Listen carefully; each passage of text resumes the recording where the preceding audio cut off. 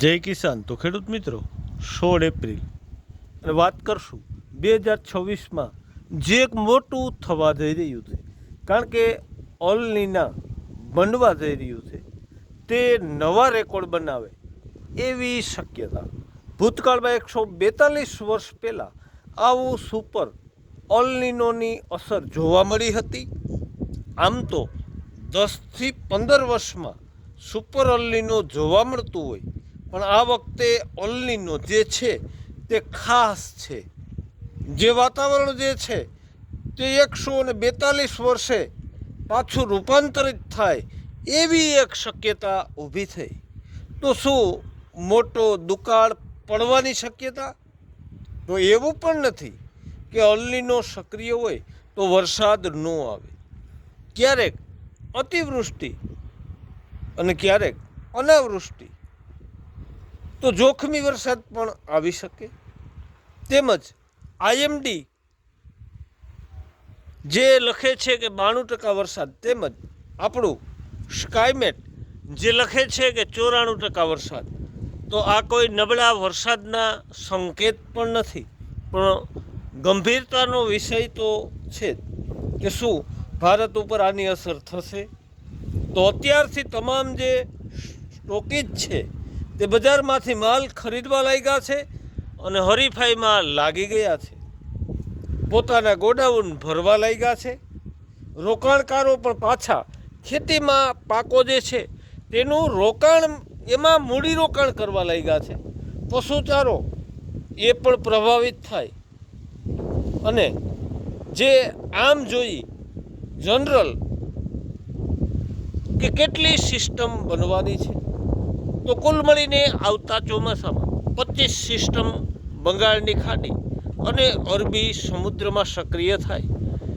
તો આપણા ભાગમાં ઘણી બધી સિસ્ટમ આવે, જેથી કરી અને દુષ્કાળનો ખતરો ન હોય એવી એક જે આપણી શક્યતા દેખાઈ રહી છે. તો ખેડૂત મિત્રો, ઝાઝી ચિંતા કરવાની બદલે આપણે જે આયોજન લેવાનું છે, ખાસ તો આપણે થોડું જાણીએ કે પાછલા વર્ષોમાં ઓલનીની અસર આવી તો એને શું કર્યું. તો 1982 સુપર ઓલનીનો 82% સમગ્ર ભારતમાં વરસાદ જોવા મળ્યો. તેમજ 1986 ઓલનીનો પરંતુ 84% વરસાદ જોવા મળ્યો. 1987 85% વરસાદ જોવા મળ્યો.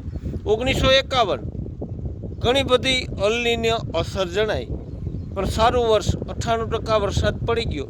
તેમજ 1994 ઓલનીનો અસર હતી, પરંતુ 113% વધુ વરસાદ જણાયો. 1997 સ્ટ્રોંગ ઓલનીનો 100% ચોમાસું વરસાદ આપતું ગયું. 2002માં ઓલનીનોની અસર પણ 80% વરસાદ પડી ગયો. 2004માં 87% વરસાદ થયો, અસર હતી છતાં. 2009, 15, 2018, 2023 સ્ટ્રોંગ ઓલનીનો અસર હતી, છતાં વરસાદ 95% જોવા મળ્યો. તો ખેડૂત મિત્રો, એવું નથી કે ઓલનીનો હોય તો વરસાદ ન જ આવે.